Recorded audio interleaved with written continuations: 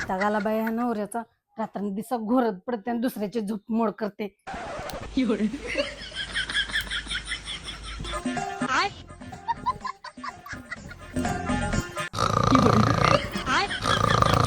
रुको जरा.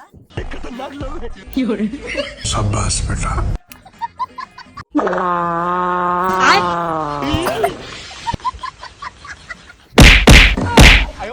का मारायला लागली का? का मारायला लागले असलं घरते ते काय? जा तिकडे बाहेर जाऊन झोपा. स्वतः पण झोपत नाही तर दुसऱ्याला पण झोपत येत नाही. डार डूर तोंडानं घोरायला लागलं म्हणून सगळं पॅक केलं तर खाल्लं वास वाढला सगळा.